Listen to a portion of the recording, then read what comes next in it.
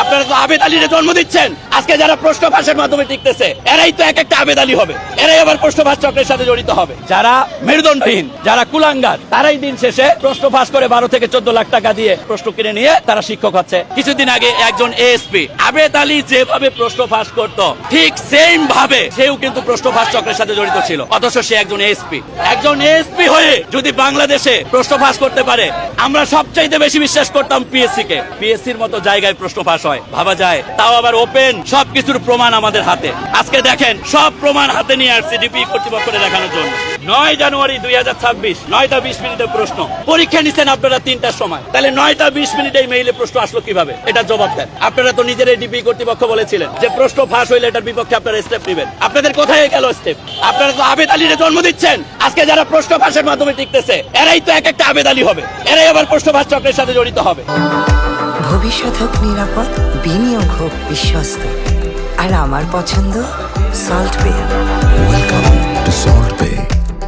আমরা এই বাংলাদেশে মেধার মূল্যায়ন চাই। আমরা এই বাংলাদেশে কোনো চাটুকার চাই না। আমরা এই বাংলাদেশে মেধাহীন মানুষদেরকে আমরা কোনো জায়গায় চাই না। কারণ যারা মেধাহীন এই মানুষগুলোই দেখবেন যে কোনো না কোনো ভাবে আমরা প্রশ্ন ফাঁসের সাথে জড়িত হয়ে যায়। কেন মেধাবীরা এত পরিশ্রম করবে, বিনিময়ে তাদের ফলাফল কি ছিল? ডিভাইস পার্টির কাছে তারা হেরে যাবে। এগুলো ফাইজলামি ছাড়া আর অন্য কোনো কিছু না, এগুলো হতে পারে না। আপনি দেখেন ডিবি কর্তৃপক্ষ বলছে যে যদি কোনো কারণে প্রশ্ন ফাঁস হয় তাহলে তারা পরীক্ষা বানচাল করবে, অথচ সকাল 9টা 20 মিনিটে প্রশ্ন মেইলে ফ্লাশ হয়ে গেছে। ভাই যেহেতু প্রশ্ন ফ্লাশ হয়ে সবার হাতে হাতে চলে গেছে, তাহলে এটা তো আগে থেকেই প্ল্যান করেই তো প্রশ্নটা ফাঁস করেছে, তাহলে তারা পরীক্ষা বানচাল করতেছে না কেন? পরীক্ষা বানচালের থেকেও বড় সিগমেন্ট বা বড় উপায়টা হচ্ছে আমরা এই বাংলাদেশে কোনো ডিভাইস পার্টি চাই না। পুরো বাংলাদেশে প্রতিটা কেন্দ্রে, কোন কেন্দ্রে 20 জন ডিভাইস পার্টি দ্বারা ধরা পড়েছে, কোন কেন্দ্রে 25 জন, কোন কেন্দ্রে 30 জন, কোন কেন্দ্রে 50 জন। পুরো বাংলাদেশে এরকম 200, 250, 300 শুধুমাত্র ডিভাইস পার্টি দিয়ে ধরা পড়ছে। এখন এই ডিভাইসের বিপক্ষে যদি স্টেপ না নেয়, তারা ডিভাইস চেকার তৈরি করুক, যেসব কেন্দ্রে পরীক্ষা হবে ডিভাইস চেকার দিয়ে চেক করে তারপর একটা স্টুডেন্টকে ভেতরে ঢোকার সুযোগ করে দিক। তারা নেটওয়ার্ক জ্যামার তৈরি করুক, নেটওয়ার্ক জ্যামের মাধ্যমে যেসব কেন্দ্রে পরীক্ষা হবে সেই সব কেন্দ্রে যারা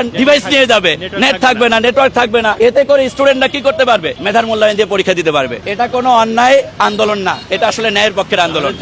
আমরা যৌক্তিক দাবি নিয়ে আসছি। আমরা বাংলাদেশকে মেধাযুক্ত চাই, মেধাহীন চাই না। আপনারা যদি এটাকে প্রশ্রয় দিতে থাকেন, একটা সময় বাংলাদেশের প্রতিটা স্তরে দেখবেন শুধু মেধাহীনে ভরা। আজকে এই প্রশ্ন ফাঁসের মাধ্যমে যারা বিভিন্ন জায়গায় টিকবে, এরা যখন স্কুলে শিক্ষক হবে, শিক্ষাদান করতে গিয়ে এরা কি শেখাবে? এরা তো নিজেরা লিখতেই পারে না। এরা যারা লিখতে পারে না তারা আপনার বাচ্চারে কি পড়াবে? আমি তো মনে করি এই আন্দোলন শুধু বেকারদের না, এই আন্দোলন পুরো বাংলাদেশের প্রতিটা মানুষের। কারণ আপনারও তো সন্তান একদিন প্রাইমারি স্কুলে যাবে। যে প্রাইমারি স্কুলে আপনি আপনার বাচ্চারে পাঠাবেন, ওই প্রাইমারি স্কুলে যদি প্রশ্ন ফাঁসকারী কোনো শিক্ষক থাকে, তাহলে সে আপনার বাচ্চারে কি শিক্ষাদান দিবে? একটা মেধাবী স্টুডেন্ট শিক্ষক হওয়া মানে কি? সে মেধাটাকে ছড়িয়ে দিবে, সেই স্কুলে ভালো শিক্ষা প্রদান করবে। কিন্তু বিনিময়ে আমরা কি পাচ্ছি? যারা মেরুদণ্ডহীন, যারা কুলাঙ্গার, তারাই দিন শেষে প্রশ্ন ফাঁস করে 12 থেকে 14 লাখ টাকা দিয়ে প্রশ্ন কিনে নিয়ে তারা শিক্ষক হচ্ছে, তারা গভর্নমেন্ট জবের বিভিন্ন সেক্টরে যাচ্ছে। এগুলো তো ওয়ান কাইন্ডস অফ ফাইজলামি। আমরা এই ফাইজলামিটা বন্ধ করতে চাই। আমরা ন্যায়ের বাংলাদেশ চাই। কোঠার আন্দোলন থেকে জুলাইয়ের আন্দোলন তৈরি, যে কোঠার আন্দোলনে আজকে আমরা যাদেরকে নেতা বানাইছি, তারা আজকে মেধাবীদেরকে নিয়ে কোনো কথা বলতেছে না। আজকে এই মেধাবীরা বঞ্চিত হচ্ছে,